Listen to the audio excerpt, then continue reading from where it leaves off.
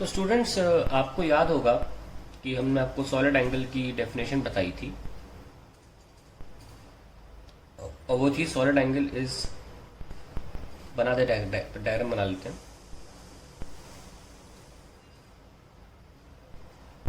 कि मान लीजिए ये सरफेस है, इतना सा फूला फूला पोर्शन है, और ये 3D एंगल, सॉलिड एंगल इतना सबटेंड कर रहा है। तो इस सरफेस को मान लो मैं S मान लूँ, और ये रेडियस जो है सरफेस एरिया को, let the area be S and this radius is R, then this solid angle was defined as area upon radius का स्क्वायर। तो ये सॉलिड एंगल हमारा इस तरह डिफाइंड था। तो हमारा सरफेस एरिया का फॉर्मूला कितना आ गया, solid angle multiply by R square. So अगर मान लीजिए आपका सॉलिड एंगल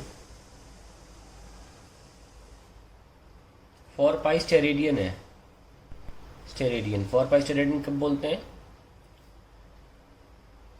सॉलिड एंगल का फॉर्मूला देखिए 2 पाई 1 माइनस कॉस थीटा, है ना। तो मान लीजिए आपका एक स्फीयर है, तो कितना एंगल सबटेंड कर रहा है स्फीयर, तो एक स्फीयर जो है पूरा कितना एंगल सबटेंड करता है, एंटायर एंगल 360 डिग्री से अल्फा ले लिया मैंने, सबटेंड करता है। अब जितना भी एरिया 2D एंगल सबटेंड करता है, ये थीटा जो होता है उसका आधा लेते हैं। आपको पता होगा सेमी वर्टिकल एंगल, ये जो सॉलिड एंगल से थीटा का रिश्ता है, उसमें थीटा हाफ एंगल होता है जो पूरा सरफेस सबटेंड करता है। तो theta is alpha by 2, that is 180 degree. So अगर पूरा हम स्फीयर ले रहे हैं तो उसके लिए थीटा क्या निकल के आएगा, 180 डिग्री। इसमें रख के देखिए 2 पाई 1 माइनस कॉस 180, ये आ जाएगा 4 पाई। तो ऐसे हम साबित करते हैं कि अगर हमें थीटा पता है, semi vertical angle of the cone, तो हम आपका सॉलिड एंगल निकाल सकते हैं। ऐसे ही अगर मान लीजिए हमको एक हेमिस्फीयर के लिए निकालना हो, तो हेमिस्फीयर के लिए अल्फा कितना है 180 डिग्री, तो थीटा कितना होगा 90 डिग्री। और फिर हम आसानी से सॉलिड एंगल भी निकाल लेते हैं, 2 पाई 1 माइनस कॉस 90, और हमारा आ जाएगा 2 पाई स्टेरेडियन। तो ऐसे हम एंगल्स को निकालते हैं, तो सॉलिड एंगल्स को निकालते हैं। अब हम बात करेंगे एक आर्बिट्री एंगल के लिए। तो हमको पता चल गया है कैसे निकालना है। So suppose any portion and we are writing it like this, theta, and then that's why we write like this. So this is the formula. I actually gave you derivation for this also. Now I'm going to prove electric field is zero inside a charged sphere. ठीक है। अब मैं proof करूंगा कि electric field zero होती है inside a charged sphere using solid angle. और pure mathematical concept की मदद से बहुत आसानी से देखो प्रूव हो जाएगा, फिजिक्स का कॉन्सेप्ट यूज नहीं करना पड़ेगा। देखिए कैसे सॉलिड एंगल, सपोज मेरे पास एक स्फीयर है और उस पे चार्ज है हर जगह।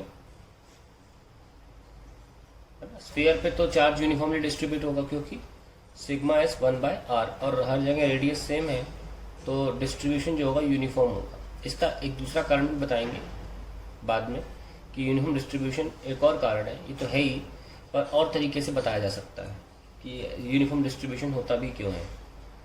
खैर, मान लीजिए हम इसको डबल वॉल कर लेते हैं थोड़ा सा दिखाने के लिए कि ये एक हॉलो स्फीयर है। डबल वॉल कर लिया और हम किसी भी पॉइंट को सिलेक्ट कर सकते हैं, वहाँ पे प्रूफ कर देंगे कि इस पॉइंट पर electric field zero. I just taking a random point. Suppose this point is like x distance away, and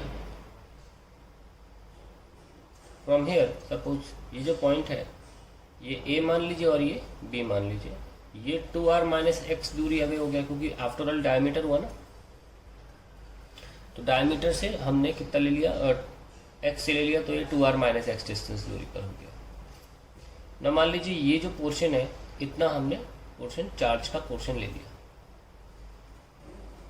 और यहाँ से भी हमने इतना पोर्शन, ये वाला इतना सा चार्ज का पोर्शन ले लिया। इस पॉइंट पर हमने छोटा सा एंगल डी सॉलिड एंगल और ये वाला भी डी सॉलिड एंगल लिया है, क्योंकि वर्टिकली अपोजिट है। तो ये पोर्शन और ये पोर्शन अगर मैं साबित कर दूं कि सेम इलेक्ट्रिक फील्ड यहाँ पे लगाते हैं तो यहाँ पे फील्ड जीरो हो जाएगी। Let's find. सबसे पहले तो let charge at portion A B d q. उसको कैसे निकालें? हमको पता है जो चार्ज होता है वो सिग्मा इंटू एरिया होता है डी ए, ऐसा ना, क्योंकि आफ्टर ऑल मैंने बताया था आपको कि चार्ज डेंसिटी होती है d Q by d A. हमको पता है कि रेडियस हर जगह सेम है तो सिग्मा तो सेम ही होगा हर जगह। अब डी ए कैसे लिखें? Surface area.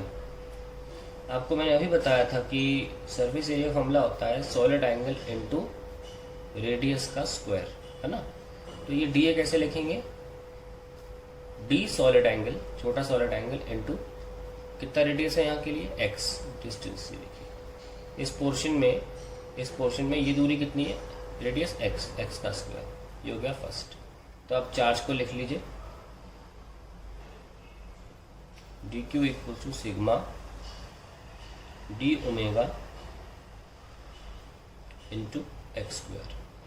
तो अब इस पोर्शन की वजह से यहाँ पर फील्ड लिख लेते कितनी आ रही है, due to a portion it will be K D Q by X square. कितनी आई, K by X square into sigma D omega X square. ये कैंसिल, कितना आया, K sigma D omega. That is the electric field due to this part. और क्योंकि positive है तो किधर होगी, इधर। अब बारी इस पार्ट की आ जाती है, ये वाले पार्ट की। इसको मैं यहाँ कर देता हूँ, नहीं तो पेज पलटना पड़ जाएगा, डायग्राम दोबारा बनाना पड़ जाएगा। तो इस यहाँ का चार्ज कैसे निकाले? यहाँ का जो सॉलिड एंगल है वो तो सेम ही है, और यहाँ का जो रेडियस है वो 2r माइनस एक्स का स्क्वायर। ये सुन लो, ये रेडियस है 2r माइनस एक्स हुआ। अब हम इलेक्ट्रिक फील्ड निकाल लेते हैं बी पार्ट की वजह से, that is k D Q by 2r minus x का स्क्वायर। तो this is k by 2r minus x का square into d omega into 2r minus x का होल स्क्वायर। ये कैंसिल हो गए, और मैंने सिग्मा लगाना भूल गया हूँ, सिग्मा लगा लीजिए इंटू सिग्मा। तो व्हाट आई एम गेटिंग, के सिग्मा डी ओमेगा। तो मेरे को ई भी मिला कि सिग्मा डी ओमेगा, क्योंकि चार्ज पॉजिटिव है तो यहाँ क्यू नॉट रखोगे तो वो रिपेल करेगा, उधर जाएगा। तो हमने देखा इधर ई ए और इधर ई बी है, और दोनों एग्जैक्टली सेम आए हैं, के ई सिग्मा डी ओमेगा, के सिग्मा डी ओमेगा, के सिग्मा डी ओमेगा। यानी कि हम कोई भी पॉइंट अगर इनसाइड लेंगे, हम कोई भी पॉइंट इनसाइड लेते हैं यहाँ पे, कहीं भी, यहाँ लें चाहे यहाँ लें, उसके सामने का पोर्शन और जस्ट वर्टिकली अपोजिट जितना ही बड़ा पोर्शन है उससे कोई फर्क नहीं पड़ता, ये हमेशा एक दूसरे की इलेक्ट्रिक फील्ड को कैंसिल करेंगे, ये भी और ये भी। कहीं पर पॉइंट ले लीजिए आप, कहीं पे पॉइंट ले लीजिए, छोटा सा पॉइंट ले लिया मैंने, डायगोनल बनाइए, ये देखो अपने आप ही वो चाहे जितना बड़ा पोर्शन हो चार्ज का, ये हमेशा एक दूसरे को इस पॉइंट पे कैंसिल ही करेंगे। That is also a very good proof, mathematical, totally mathematical proof, to prove that electric field is zero inside a charge conductor.